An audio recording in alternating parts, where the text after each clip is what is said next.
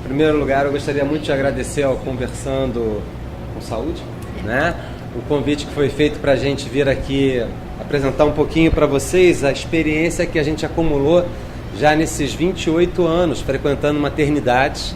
Eu sou professor da UFRJ, assim como o professor Leonídio, e tive a oportunidade de ter mestres fora da universidade, pessoas que me ensinaram muito e pessoas às quais eu seria eternamente grato. Hoje eu faço parte também de uma outra instituição no Brasil, de bastante reputação, que é a Fiocruz, e é dentro dessa experiência, já que o Leonídio foi meu chefe de plantão, né? E a experiência que a gente acumulou em uma outra instituição fora da nossa casa, que era o UFRJ, a gente vai tentar tecer algumas considerações para vocês e deixar para discussão depois no final. Acho que fica mais interessante. Com relação à operação cesariana, a gente fala muito da cesárea, mostra técnica, mostra cirurgia, muito sangue, mas a gente não entende muito bem como é que esse procedimento chegou até os dias atuais. Então, quando me pediram, no meu concurso para professor dessa universidade, eu escolhi esse tema, porque eu sabia que, para os professores que iam julgar a minha banca, era um tema muito difícil, porque ninguém conseguia dar uma aula de cesariana que contemplasse todos os aspectos, desde a parte histórica até mesmo as condutas no momento atual. E esse momento atual foi 1997, então não vai tanto tempo assim. E aí eu trouxe só um resumo para vocês entenderem um pouco aonde é que a gente chegou hoje no Brasil. Então o João já fez uma série de ponderações e colocações a respeito dessa questão da cesárea no Brasil, que vai me poupar muito. O Leonídio falou bastante de parto normal e como é que isso também está inserido hoje no nosso momento. A gente não está falando da Austrália nem do Polo Norte, a gente está falando aqui do Brasil, né? E eu vou trazer para vocês algumas coisas da cesárea. Em relação ao parto operatório, ou seja, a extração de um feto de maneira artificial, na antiguidade a gente já vai ver em várias culturas, egípcios, gregos, romanos, inclusive a história do César que nasceu do talho, do abdômen da sua mãe. Tudo isso é falácia, tudo isso são historinhas muito bonitas. Mas o primeiro relato oficial de uma cesariana nos moldes que a gente conhece hoje teria sido feito num cantão suíço no ano do descobrimento do Brasil. Então vai ver que é isso, João. O Brasil tem alguma coisa a ver com cesariana mesmo, né? Então, essa gravura, ela mostra um parto feito por um estripador de porcos. Na verdade, ele era castrador de porcos e nas horas vagas ele ajudava a estripar os porquinhos que eram mortos para consumo lá do cantão suíço. E ele vendo a esposa dele já há 2 dias em trabalho de parto, sofrendo muito e com medo de perdê-la, ele pega os instrumentos que ele usava para castrar os porcos, abre o ventre da esposa dele, retira o feto com vida, sutura o útero, sutura a pele e essa mulher não só sobrevive a criança também, como? Muito obrigado. Como? Opa! Guardei todo mundo agora.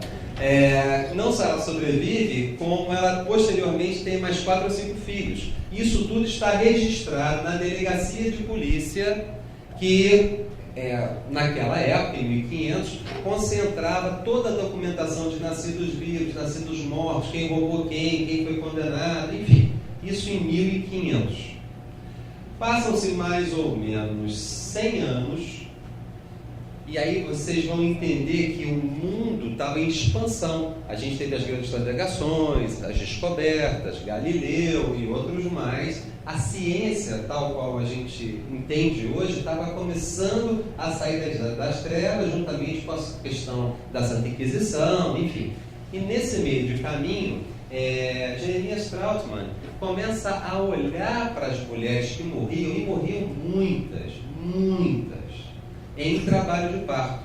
Não só os fetos, como as mulheres também. E isso tinha várias causas. Uma delas, por exemplo, era aqueles trabalhos de parto que duravam dias.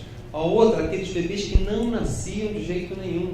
E Trautmann começa a dizer o seguinte: olha, a gente precisa tentar melhorar um pouco, perder menos mulheres, causar menos dor àquelas famílias.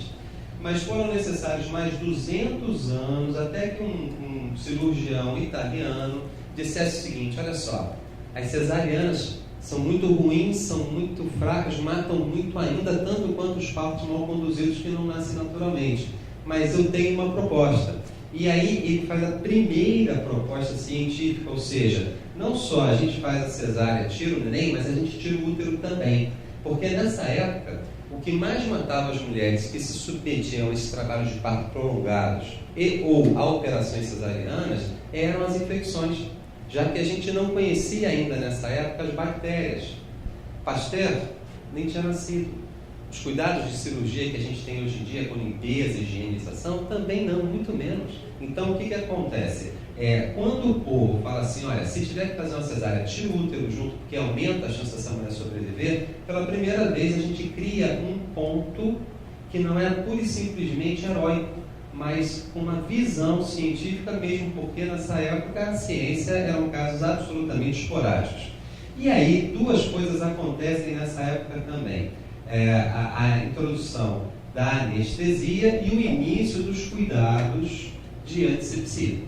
Vieram mais ou menos andando juntos. Então imaginem os senhores, eu vou abrir a barriga de vocês usando nada como anestésico. Impossível.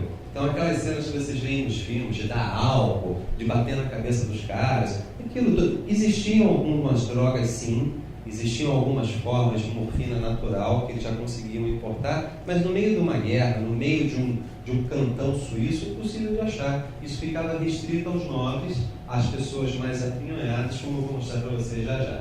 E a cesariana, tal qual a gente faz hoje, foi no início do século passado, 1912, que um médico austro-húngaro, ele propõe uma técnica que é muito parecida com a técnica que a gente usa até hoje.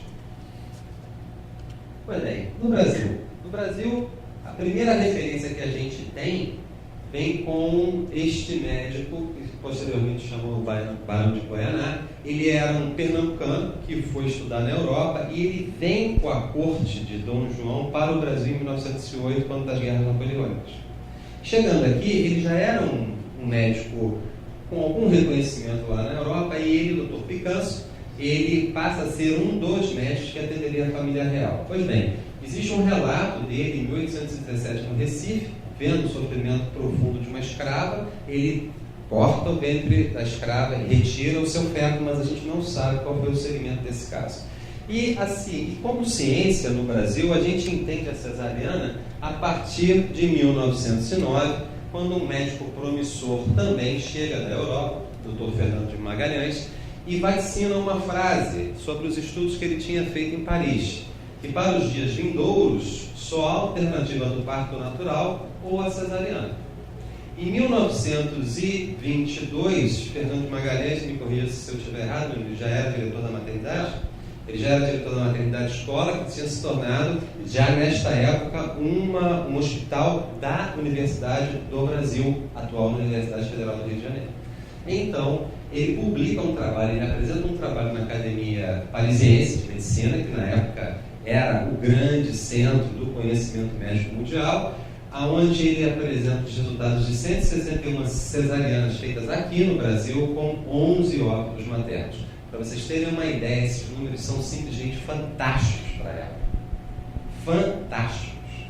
Então, quando a gente fala, eu uso muito a literatura estrangeira, americanos, ingleses, australianos, gosto muito dos trabalhos do Cochrane, enfim, a gente apresenta isso para vocês, discute isso nos congressos. Sexta-feira agora a gente estava num congresso aqui no Rio de Alto Risco, falando sobre quando a Bolsa das Águas rompe, o que fazer, né? Foi muito bacana. Mas o que a gente vê é o seguinte, a gente tem que valorizar mais os trabalhos que são feitos aqui no Brasil. Só para vocês terem uma ideia, ano passado foi publicado um resumo pago por uma universidade americana sobre trabalhos em toxoplasmose congênita e veterinária.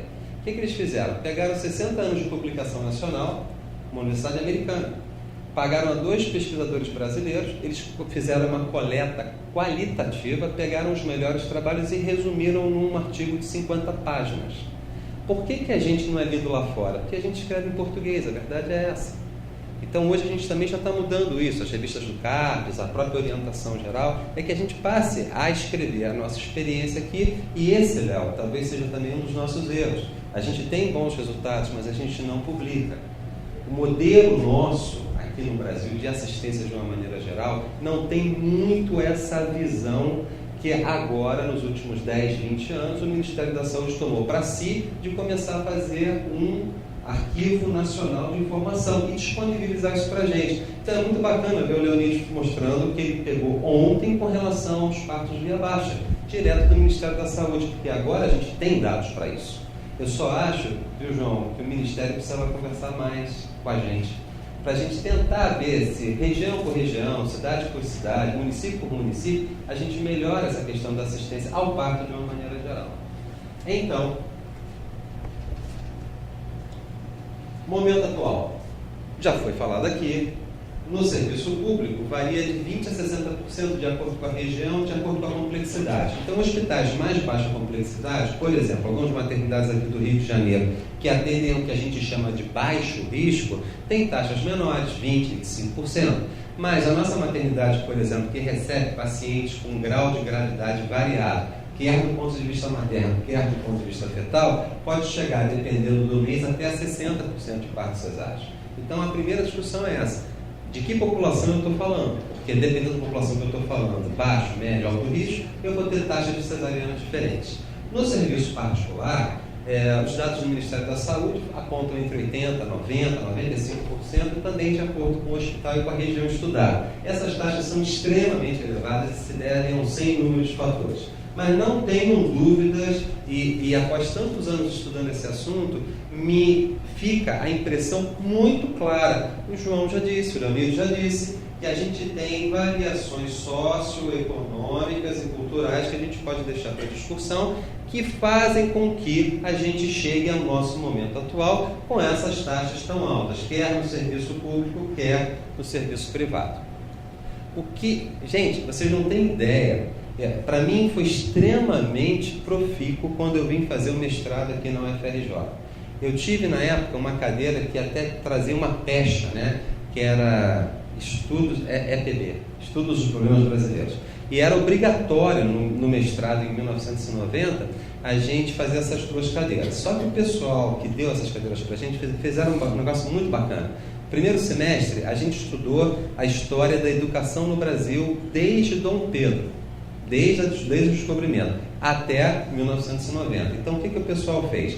Toda semana eles davam para a gente textos a favor e contra um determinado período da história do Brasil. E a gente se dividia em grupos e discutia aquilo na turma. No segundo semestre, a gente fez a mesma coisa com a história da saúde no Brasil.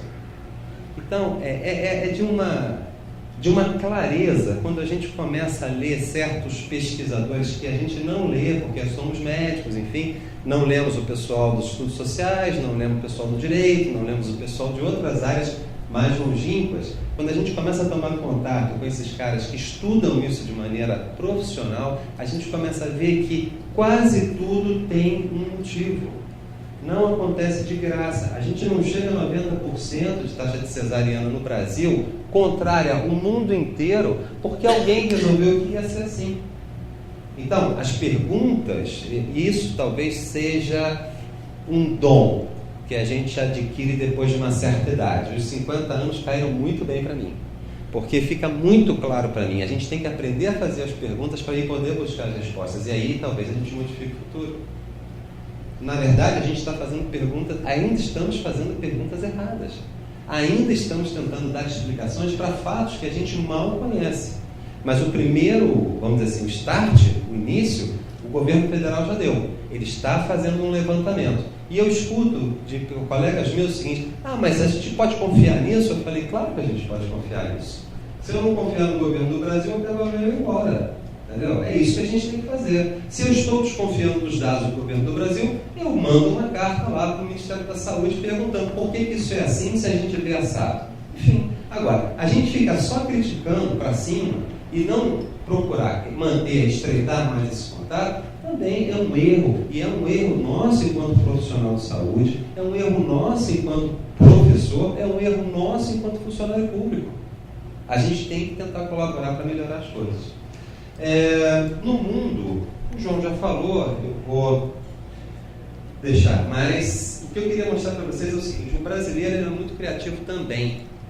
Nós conseguimos transformar um parto normal no mesmo custo de um parto cesáreo nas instituições particulares do Brasil. A diferença é menos de 10%. Lá fora, se eu fizer um parto cesáreo, ele vai custar pelo menos 4 vezes mais do que o mesmo parto normal.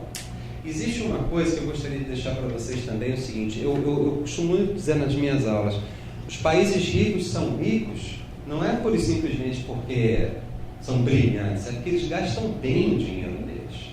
Essa é a diferença. Então, quando eles montam toda uma estrutura para parto normal, eles estão preocupados, sim, com o bem-estar, com o acolhimento, com o carinho, com a interação mãe-filho, com tudo isso. Perfeito? Somos humanos e faz parte da nossa humanidade. Agora, existe um outro lado do serviço de saúde dos países ricos, e aí eu cito todos os europeus, Estados Unidos e Canadá, que é a questão econômica. Os Estados Unidos, ano passado, dados deles, 4 milhões de partos. Imaginem os senhores, eu tenho a opção, se eu pensar que cada parto, hipoteticamente, custasse $1.000, eu teria a opção de gastar 4 milhões se eu fizesse parto normal. Mas a um custo 4 vezes maior, seriam 16 milhões se eu fizesse cesariana em todo mundo. E isso está sendo um problema hoje que já está sendo estudado pelo NIH, que é o Instituto Nacional, né? O Instituto Nacional de Saúde deles. Porque as taxas de cesárea deles estão subindo também, já bateram 32%, 35% em alguns estados. Aonde antes eles tinham 14%. 15, 16. Então os americanos de 30, 40 anos atrás tinham taxas semelhantes à da Holanda, como o João mostrou hoje, exatamente. E hoje eles estão batendo 32, 35 em alguns estados. E a tendência deles é subir também, não é só nossa aqui, é deles também, do mundo inteiro. Se vocês pegarem todos os indicadores, vocês vão ver que, tirando alguns países europeus, a maioria dos indicadores são excelentes. Então, esses dados, João, eu também fui buscar no Ministério da Saúde e encontrei esses slides lá, né? Quando a gente olha e compara esses países aqui, eles têm algumas características que eu queria acrescentar ao que já foi dito antes pelos professores. Eu queria dizer o seguinte, eu tenho há 15 a 16 anos, eu trato de expatriados. Então, europeus e, enfim, africanos, norte-americanos. Uma coisa que eu observo muito nesse grupo aqui da Europa do Norte é o seguinte, existe muito pouca miscigenação. Aí você vai dizer assim, você vai querer dar justificativas para a quantidade de cesárea? Não, eu acho que o problema é muito complexo, mas eu vou aproveitar um slide que está lá disponível no Ministério da Saúde para fazer um gancho com vocês. Eles miscigenam muito pouco. Então a população finlandesa, por exemplo, eu tratei de muitos finlandeses e suecos, eles, por questões geográficas, eles circulavam muito pouco, eles eram muito restritos. Então, assim, gerações e gerações e gerações, 2, 3 mil anos, finlandês casava com finlandês. Por seleção natural, imagino eu, as finlandesas que não eram boas parideiras morreram. Porque eles passam mais ou menos de 8 a 9 meses debaixo do gelo, em algumas partes da Finlândia. As boas parideiras sobreviveram e passaram aquilo para suas filhas e chegaram até hoje. Então, a impressão que eu tenho é que onde eu tenho populações pouco miscigenadas, a impressão que eu tenho eu tenho uma maior taxa de parto normal. Eu consigo manter as minhas taxas de parto normal estáveis ao longo de um século. Agora, é igualzinho aqui no Brasil, né? Eu trato da Maria, que veio do Ceará, que casou com o João, que veio do Rio Grande do Sul. João tem 1,98 m, Maria é um toquinho de 1,5 m. Aí eu junto João com Maria e vou ver o que dá no parto normal. Eu acho que a gente tinha que fazer um estudo sobre isso. É uma proposta que eu tenho. Por que não analisar nas nossas maternidades de baixo risco aqueles casos que evoluíram, por exemplo, para uma desproporção entre o tamanho do bebê e o tamanho da mãe, por exemplo, que a gente teve que operar? Porque talvez a nossa realidade seja muito diferente da realidade desses países aqui. Então não adianta eu ficar apresentando dados deles, querendo reduzir por decreto a nossa taxa de cesárea, porque a gente não vai conseguir.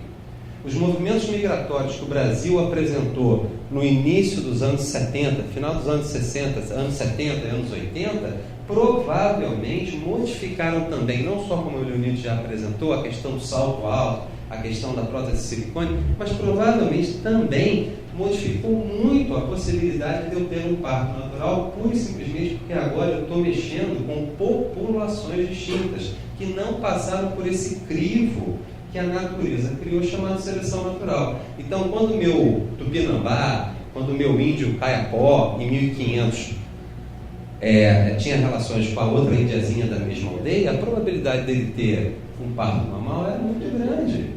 Por quê? Porque provavelmente 1000 anos antes, seus antecedentes deles, seus antepassados já faziam isso também. Agora, será que essa é a nossa realidade? Eu não sei. Então, para mim, essa pergunta, ou essas perguntas, elas são mais complexas e talvez sim, a gente tenha que desenvolver junto com o Ministério estratégias de analisar melhor esses resultados, principalmente se eu puder trabalhar nas maternidades de baixo risco que estão sendo suportadas pelo Programa de Saúde da Família. Então, essa é uma proposta real que eu espero poder um dia levar a Brasília. Vamos pegar os números e vamos ver, analisar melhor isso e vamos ver quem realmente foi para cesárea e por quê. Porque talvez a gente descubra coisas que a gente não estava esperando. Do ponto de vista de indicações de operação cesariana, isso aqui é mais ou menos clássico e eu acho que para vocês ficam só algumas informações que eu julgo importantes.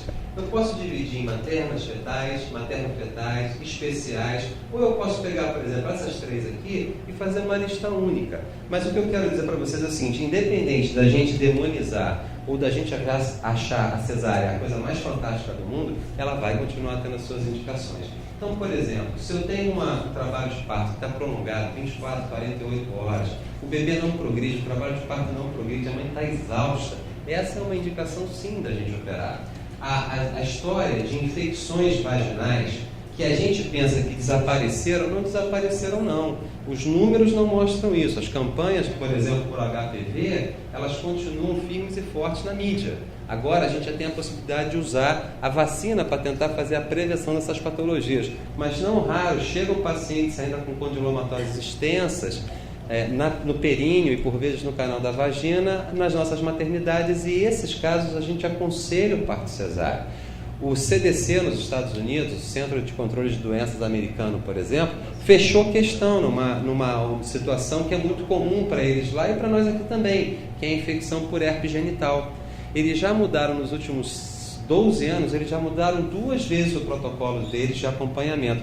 E a tendência deles agora é aumentar, facilitar a indicação de cesariana, porque o herpes gestacional, por exemplo, quando o bebê passa pelo canal de parto, se a paciente estiver com vesículas ativas, a chance dele fazer um dano neurológico grave e morrer é enorme. E eles estão vendo isso cada vez com números maiores e melhores. História de operações plásticas, por exemplo, o pessoal que às vezes faz um períneo para corrigir uma incompetência cervical, por exemplo, ou mesmo uma incompetência urinária, é capaz, por exemplo, de produzir fibrose. Então o neném não consegue passar por ali dilatando. O câncer genital, de uma maneira geral, a gente está tendo mulheres com mais idade engravidando. Se eu tenho mulheres com mais idade, a chance de eu pegar uma paciente com câncer de mama, de colo ou de ovário aumenta também. Isso vai ser uma realidade nos próximos 10, 20 anos na nossa estatística. E o caso da morte de gestante, onde a gente tenta fazer uma cesariana heróica para salvar a vida do feto. Do ponto de vista fetal, o sofrimento, quer no trabalho de parto, diagnosticado de maneira precisa, e aí a gente tem algumas possibilidades, por exemplo, a ausculta feita de maneira adequada durante o trabalho de parto, é tão boa quanto fazer a monitorização eletrônica. Isso já tem mais de 40 anos que está publicado. Então a gente advoga um bom acompanhamento, utilizando partograma, utilizando poucos instrumentos, porém de maneira precisa e contínua. Mas existem também aqueles bebês que por vários motivos crescem pouco, recebem pouco oxigênio intraútero. Para esses bebês, eles não toleram um parto normal. Se eu deixar entrar em trabalho de parto, ele já está, imagine os senhores, com dificuldade para respirar e para se alimentar. Começa a contrair, ele começa a gastar a pouca reserva ou nenhuma que ele tem, ele morre. Então, para esses bebês, tanto de sofrimento agudo quanto crônico, o parto cesáreo pode ser e deve ser uma opção. Bebês com apresentação anômala. E aí, na nossa sociedade, por exemplo, isso aqui foi uma discussão de décadas. O bebê que está sentado, eu opero ou deixo tentar vir de parto normal? Pois bem, existem trabalhos muito bem construídos lá fora dizendo o seguinte: uma grande Um grande problema para a nossa obstetrícia. Os trabalhos modernos mostram que se o bebê pesar menos de tantos quilos, se o bebê tiver uma posição assim assada, e se a paciente estiver dentro de algumas características próprias, é possível eu deixar, mesmo numa primeira gravidez, um bebê sentado na sede de parto normal. Só para os senhores saberem, eu entrei para a faculdade em 1980. Em 83, eu queria ver um parto normal. Eu só tinha visto cesárea na minha vida. Então eu fui pedir para um amigo meu, ele me convidou para ir num plantão que ele dava lá na Zona Oeste. E aí chegando lá, ele falou assim, vamos lá na admissão, que tem uma paciente chamando. Quando a gente chega na admissão, era uma moça de mais ou menos uns 20 e poucos anos, nascendo, parindo. O primeiro bebê nasceu pélvico, bebê de 3 quilos e pouco. Aí aquela coisa de admissão, não era no andar não. Nasceu pélvico, e aí ele segura aqui, eu de branco, todo sujo, gente, vocês não entendem? Meu primeiro parto normal na vida. E aí nisso vem o segundo feto. Aí eu falei, bom, se 2 nascendo sentados é tão fácil assim, de cabeça mole, eu vou ser obstetra. E aí passei a pensar seriamente em fazer obstetrícia. Esse caso aqui é um dos casos que nas últimas décadas mais tem feito a indicação de cesariana no Brasil. Por quê? Por o risco do bebê ficar preso no parto. Pois bem, esses trabalhos lá de fora mostraram que não, que o risco, se eu fizer um bom estudo prévio, é tão bom fazer um parto normal quanto fazer uma cesariana. A questão é, esses estudos lá de fora servem para a nossa realidade aqui? Não sei. A gente tem que validar esses estudos aqui no Brasil. Em relação a gestantes que têm fetos que morrem intraútero sem causa aparente, ou que morrem logo após ela nascer, a cesariana também pode ser uma maneira de controlar. Então, não só para tratar, como de fazer um controle prévio ao parto. Parece que essa é uma indicação que está ganhando frente no mundo inteiro, principalmente em função daquelas pacientes com doenças graves que podem estar associadas ou não ao estresse fetal. E algumas malformações que, infelizmente, não nos permitem fazer um parto normal. Aqui no caso de hidrocefalia, com uma desorganização completa do parênquima cerebral, normalmente a cabeça de um bebê tem em torno de 90 a 92 centímetros no seu maior diâmetro. Bebês com hidrocefalia podem chegar a 14, 15, 16 centímetros. É muito grande, não passa. Então a cesariana é a única opção para esses fetos. Quando eu falo das indicações materno-fetais, na verdade a gente fala, na maioria das vezes, de doenças que afligem a mãe e que podem, de alguma forma, repercutir diretamente na líquido uterina. Então, por exemplo, aquela mãe que tem uma pressão muito alta, própria da gravidez, que a gente chama de pré-eclâmpsia, é uma mãe que, além do risco para ela, ainda tem o risco ainda desse bebê ser mal nutrido e respirar mal intraútero. Então ele cresce pouco, ele faz um CIR, ele faz um crescimento intrauterino reduzido. E isso faz com que tanto a mãe quanto o feto fiquem expostos a um risco desnecessário. Em alguns países do mundo, o pessoal induz esses partos quando chegam lá para 35, 36, 37 semanas. Mas é o que eu falo para vocês, eu preciso ter uma mãe hígida, um feto hígido e uma estrutura de suporte muito boa. Se eu tiver que fazer uma indução numa paciente com pré-eclâmpsia leve ou moderada, numa instituição de pouco recurso e sem pouco suporte, se ela precisar, eu posso estar expondo essa mulher a um risco desnecessariamente aumentado, a ela e ao seu feto. Uma outra situação é o diabetes também, nas suas diversas formas. Existem algumas pessoas que a própria gravidez faz isso, aumenta a disponibilidade de açúcar no sangue. A gente tem como fazer esse diagnóstico e tem como fazer esse controle. O problema é que algumas pessoas não têm só isso na gravidez, elas já vêm com essa doença anteriormente. Algumas pessoas têm diabetes desde os seus 14, 15, 16 anos. Para essas pessoas que usam insulina, esses quadros de comprometimento fetal durante a gravidez podem estar de maneira significativamente aumentados. Então, é importante que a gente tenha um bom controle dessas pacientes. Existem outras doenças que vão acabar levando também a essa situação da cesárea. Mas aqui eu acho que fica o quarto ponto para a gente discutir um pouquinho depois. As pacientes que fazem tratamento para infertilidade. O Leonildo já disse que pode custar de 14 a 20 mil uma fertilização in vitro. Então essas mulheres optam por não terem nenhum tipo de risco associado à sua gravidez. E por elas, a gente fazia o parto com 20, 24, 25 semanas, o que é um absurdo. Mas a maioria dos colegas admite um parto cesariana ao redor da 36ª, 37ª, com medo de perder esse bebê que já custou tão caro e é tão caro para aquela família. E aí, com isso, a prematuridade induzida, não tenho dúvida, senhores, aumenta mesmo. Um dado interessante, na minha experiência, trabalhando com fertilidade já há alguns anos, e com vários colegas que têm fetos, estão cuidando de fetos que passaram por tratamento de fertilidade, a gente costuma dizer que esses bebês, eles precisam ser melhor conhecidos. A impressão que a gente tem é que os bebês que vêm de fertilização assistida, principalmente de uma técnica chamada ICSI. ICSI é o seguinte, eu pego um óvulo da mãe, pego uma agulha, pego um espermatozoide do pai e injeto dentro do óvulo. Isso é o que a gente chama de ICSI. Essa técnica, bebês que nascem através dessa técnica, são bebês que parecem que não leem muito livro. Então, às vezes, a gente faz um parto de 38 semanas e meia, 39 semanas, e o bebê faz uma taquipneia transitória que demora muito mais para reverter do que o bebê de 39 semanas que nasceu de uma gestação espontânea. Então, me parece que os fertileutas, eles também não querem falar muito disso. Ah, mas o bebê é muito diferente? Não, o bebê não é muito diferente, mas ele tem um comportamento diferente e isso é muito pouco estudado na literatura mundial. Principalmente esses bebês que chegam a 38, 39 semanas. Por quê? Porque são bebês que vão sair vivos da maternidade, sim, mas eles geram sempre algum fator de estresse, quer para o médico, quer para a família, que a gente não vê nos bebês de mesma idade gestacional que vieram de gestações naturais. O segundo ponto é que cada dia mais as senhoras, principalmente, estão querendo ascensão profissional. E ascensão profissional significa, como nós estamos repetindo um modelo europeu de 20 anos atrás, significa postergar a primeira gravidez. E eu tenho pacientes que já bateram 35 anos de idade e ainda não engravidaram, não estão pensando em engravidar. Hoje, a gente tem uma solução parcial para vocês, que a gente não tinha até 3, 4 anos atrás. A gente dá um remedinho para vocês, deixa o ovário de vocês grandes, cheios de folículo, e depois a gente aspira esses óvulos e congela esses óvulos. A taxa de recuperação hoje no Brasil dos principais centros de fertilidade, na recuperação desses óvulos congelados, chega mais ou menos a 90%. Então, o que a gente não tinha 2, 3 anos atrás, a gente tem para oferecer para vocês hoje. A vantagem é que esses óvulos vão ter a idade que vocês têm hoje ou daqui a 5 ou 10 anos quando vocês coletarem.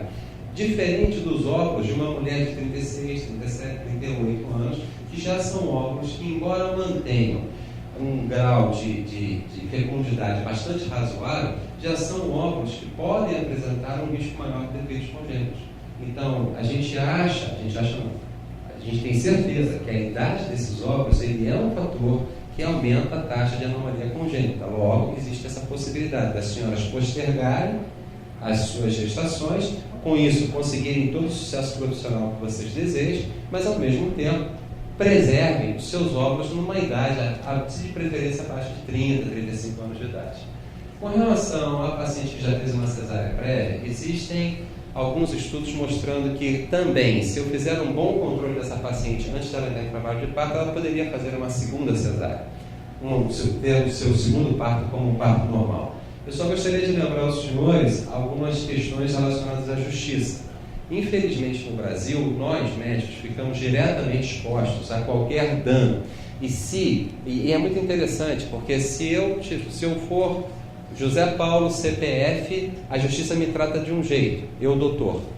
Se eu for José Paulo CNPJ, ou seja, se eu cobrar das minhas pacientes através de uma empresa, a justiça me trata de outro jeito.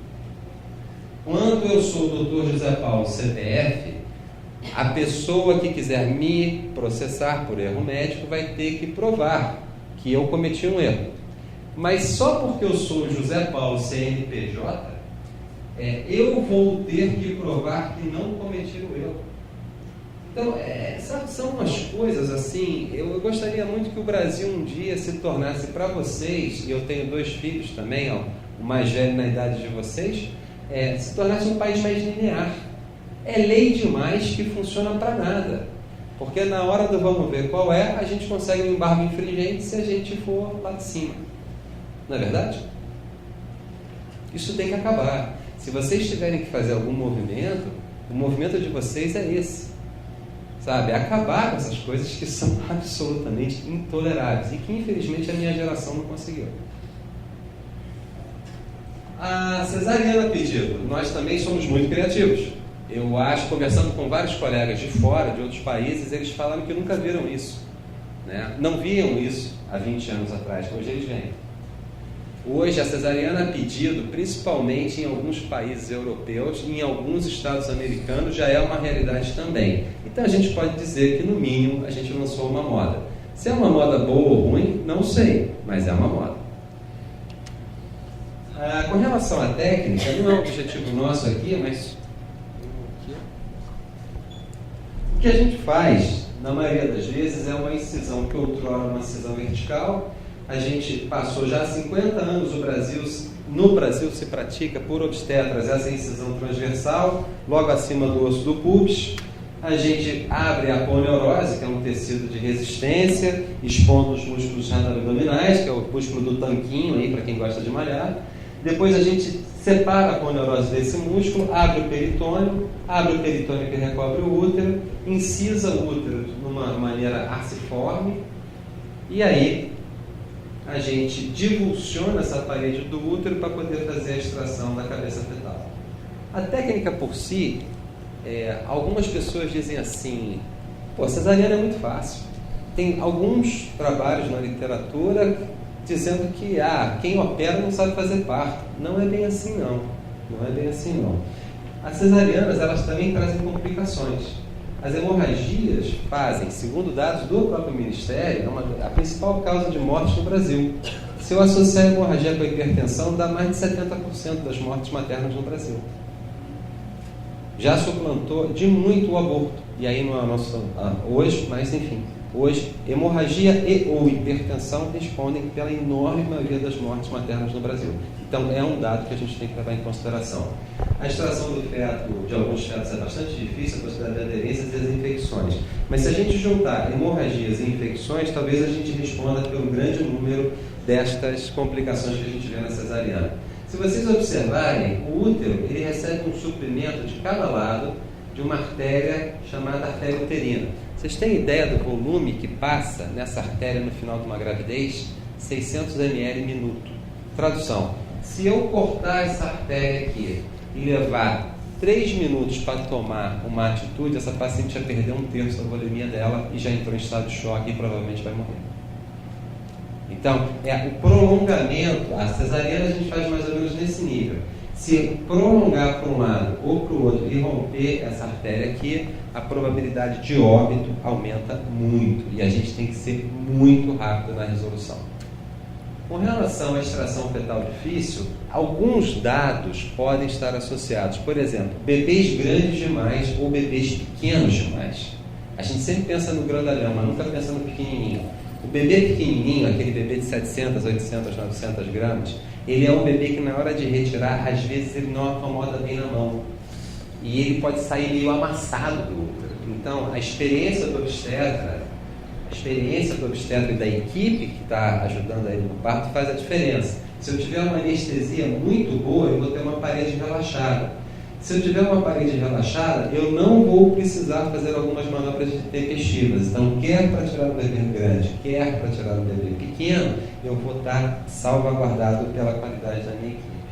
As aderências, elas podem vir, aderências são estruturas que se formam dentro do abdômen relacionadas a algumas situações, por exemplo, cirurgias anteriores. Então, por exemplo, eu fiz uma apendicite aguda, e aí eu fui operado, aquilo estava supurado, e aí colou tudo naquele canto. Só que agora eu engravidei, cheguei a termo, meu bebê está atravessado, não vai nascer mesmo em nenhum lugar do mundo, tem que fazer uma cesariana. Quando o obstetra abre o meu abdômen, está tudo colado do lado direito.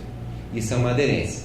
E às vezes, esse tudo colado significa, por exemplo, uma alça intestinal presa no fígado, uma alça intestinal presa na parede que daria acesso ao útero, e isso tudo demanda um certo treinamento do cirurgião na abordagem dessas patologias. Eu falei para vocês das infecções. Esse aqui é um assunto tão em voga hoje, né? É o trabalho de parto prolongado e a bolsa rota. A gente quer fazer parto normal, com segurança. A gente está investindo, as novas gerações de médicos que estão se formando, embora muito resistentes a irem para o pré-parto, Tá? A gente está conseguindo de alguma forma sensibilizar algum deles. Eu acho que a mudança também tem que partir da gente. Hoje eu estou em cargo de chefia e direção. Hoje eu posso ser a pessoa que faz a diferença. Mas eu tenho que ir lá dizer para os caras, olha, esse modelo está errado, está falido. A gente está fazendo cesárea demais e parto de menos. Agora eu preciso fazer parto com segurança, eu não posso fazer parto de qualquer maneira. Isso aqui não dá. Então, por exemplo, hoje a gente tem técnicas para evitar as infecções, tratar as infecções, os antibióticos são bem conhecidos, os protocolos já estão bem estabelecidos, vez por outra a gente muda alguma coisa, mas enfim, é só a gente estudar. E as cirurgias associadas, como eu falei para vocês, por exemplo, antigamente se fazia muita cesárea para ligar as trompas, hoje, com a quantidade de métodos contraceptivos que a gente tem à disposição, cada vez menos, há muito tempo até eu não ouço falar nisso. Então hoje você tem o DIU de progesterona, você tem o DIU de cobre, você tem vários tipos de pílulas diferentes que podem ser usadas por diferentes vias. Então, por exemplo, o anel vaginal é um tipo de contraceptivo que eu coloco na vagina, fica 21 dias. Aí eu retiro, vou ter um sangramento, no 28º, 9º, coloco de novo, e aí vai. Então aquela paciente que era intolerante ao anticoncepcional oral, ela agora tem outras vias, como a cutânea e a própria vaginal. Então, com essas técnicas todas, as mulheres também pararam de ficar pedindo para serem mutiladas, porque eu não tenho dúvida, senhores e senhoras, lá que é da tubária, quando eu ligo uma trompa, meu objetivo é que aquela paciente não engravide mais. Não engravide mais. Então, a técnica vai ser sempre destrutiva. Ela pode ser pouco destrutiva, como dizem alguns europeus, de maneira elegante, mas ela pode ser muito destrutiva, na medida que eu acabe mexendo e apertando e triturando aquela trompa inteira. E aí só vai sobrar uma opção para ela, que é, se ela quiser engravidar novamente no futuro, pagar de 16 a 20 mil reais por um bebê de proveta. Porque as técnicas de reconstrução tubárias, elas falham demais. Mesmo o pessoal lá fora dizendo que não é tão ruim assim. É porque lá tudo quem paga é o governo, principalmente na Europa. Então, para você se submeter a uma técnica de fertilização in vitro, você, em alguns países, ainda passava por uma tentativa de recanalização com via laparoscópio. Fizemos várias aqui na Fiocruz e os resultados são pífios. Assim como os resultados eram pífios há 20 anos atrás. Melhorou alguma coisa com a técnica, mas ainda é muito ruim. Aí sim, o governo vai e paga para a pessoa fazer o tratamento para engravidar. E com relação ao futuro? Com relação ao futuro, a gente entende o seguinte: a técnica já chegou no estado da arte. Pouco provável que a gente modifique alguma coisa. Os antibióticos que a gente pode usar para evitar tantas complicações maternas quanto as fetais também já chegaram ao estado da arte. O que pode mudar para o futuro? Pode mudar é a nossa visão do evento. Eu acredito que muitos de nós que estão aqui, que nasceram de cesariana numa época em que a cesariana não era praticada tão a larga mano como é hoje, mas nasceram por necessidade. Eu sou um deles. Há 51 anos atrás, a minha mãe foi pegar um travesseiro, caiu do banquinho e rompeu a bolsa. Eu era grande demais, o colo dela era muito imaturo, e aí o chefe de plantão do meu pai optou por indicar uma cesariana. Os meus 2 irmãos, que nasceram depois, nasceram de parto normal. Então, aquela coisa de fazer uma cesárea e sempre tem que ser cesárea, isso é uma falácia da obstetrícia brasileira. Mas hoje a gente tem uma formulinha de bolo para seguir. Independente disso, qual é o próximo passo? O próximo passo é a gente tentar, primeiro, conversar com a sociedade para saber o que a sociedade está pensando. Segundo, os órgãos de classe, no meu caso, o CRM, por exemplo, e o CFM, e mais o Ministério da Saúde, começarem a pensar numa estratégia de proteção do médico. Porque hoje, o médico é o grande vilão da história sempre. E aí, eu vou repetir palavras que eu já escutei de um juiz. Olha, doutor, só para vocês terem uma ideia, atualmente eu não estou respondendo o processo, eu estou como consultor do juiz, por ser um médico federal. Eu estou dando lá um parecer sobre um caso que está tramitando na justiça, pasmem os senhores, há 19 anos. 19 anos. Vocês vão dizer, pô, deve ser um super erro médico, né? Não, é um negócio prosaico e banal. Só que há 19 anos, como quem está sendo processado é o governo do Brasil, tá vendo? Isso não anda. Eu estou terminando meu parecer para entregar essa semana e é uma coisa que infelizmente é uma fatalidade. Aqui no Brasil, e o Leonete colocou bem a mídia, Todas as novelas, e aí sem citar o canal de TV, colocam as mulheres parindo aos berros, morrendo todas, com seus filhos morrendo também, só de vez em quando sobrevivendo. Isso é um contrasserviço. Porque no dia seguinte, eu me lembro daquela novela que tinha o Pé de Jequitibá, fugiu. A cena era de uma baianinha que morre durante o trabalho de parto no primeiro capítulo e sobrevive o bebê. Eu tinha uns 2 ou 3 partos normais para fazer naqueles 2 meses seguintes. Todas elas fizeram operar. Todas. Porque realmente as cenas são dantescas. Dantescas, tá? Então a gente precisa começar a mudar um pouco essa questão da cultura. A gente precisa conversar com as universidades, a gente precisa conversar com os hospitais públicos, principalmente nessa rede de baixa complexidade, que eu acho que é lá que a gente vai começar realmente com a questão da humanização, que a gente sempre foi a favor. Quero que vocês entendam isso, a maioria dos médicos sempre foi a favor do parto normal. Mas existe uma dicotomização entre o serviço público e o privado. No público, eu estou trabalhando por uma grade horária contratada. Então eu entro às 8 da manhã e saio às 8 da noite. E a minha atitude é uma. No privado, se eu fizer 5 cesáreas no sábado de manhã, de 8 da manhã até as 2 da tarde, eu resolvi 5 partos. Ano passado, final do ano passado, eu fiz um trabalho de parto que durou 2 dias. 2 dias. Eu comecei meio-dia, parei às 10h30 da noite, uma indução. Voltei no dia seguinte, 9 horas da manhã, nasceu às 5 da tarde. 2 dias. Nasceu de parto normal. E aí vocês vão falar assim, mas isso é o grande. Não, isso não é o grande, isso é a exceção. Né? A gente tem um trabalho de parto em torno de, primeiro filho, 6, 12, 16 horas. Mas eu preciso mudar também a maneira dessa relação comercial que se estabeleceu no Brasil nos últimos 50 anos, entre médicos e pacientes. E no meio do caminho tem o plano de saúde. Vocês já devem ter ouvido aí recentemente a questão do médico disponível, a taxa de disponibilidade para parto. Eu confesso para vocês, sou absolutamente contra isso. Eu acho que a gente tem que começar a mudar de maneira efetiva, mas essa é uma luzinha que alguém acendeu. Se eu vou lá, gasto 3 horas no hospital e fiz uma cesárea e ganhei X, se eu for fazer um trabalho de parto em vocês e ficar 12 horas e vou ganhar o mesmo X,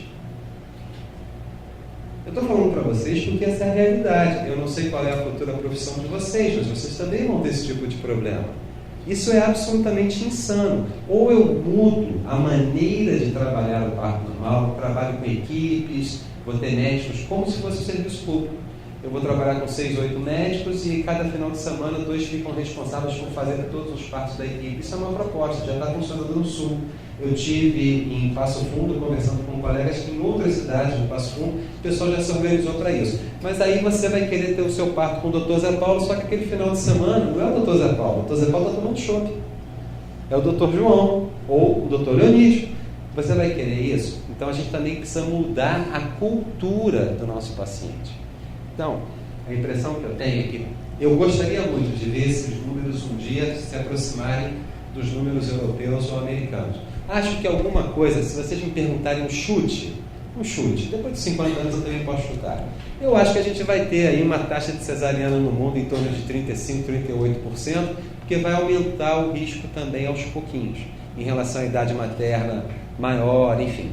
Mas eu gostaria muito de ver essas taxas de cesariana no Brasil reduzirem, porque a gente que trabalha em unidades terciárias de alto nível sabe a quantidade de iatrogenia que infelizmente também são praticados. E não é só no público, no privado também. Se vocês pegarem as taxas de internação de UTI em véspera de feriadões, em véspera de jogos de Copa do Mundo, pasmem os senhores vão ver picos. E esses picos não são pura e simplesmente um erro da natureza sistemático. Então, mais uma vez, eu gostaria de agradecer o convite da Ângela e dizer que foi uma satisfação enorme estar com vocês aqui hoje. Obrigado.